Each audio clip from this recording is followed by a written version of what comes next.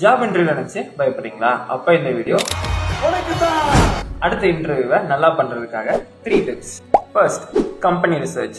அவங்களோட வெப்சைட்டுக்கு போயிட்டு அந்த கம்பெனி என்ன பண்றாங்க, அவங்களோட விஷன் என்ன, அவங்களோட மிஷன் என்ன அப்படிங்கறத நல்லா புரிஞ்சுக்கோங்க.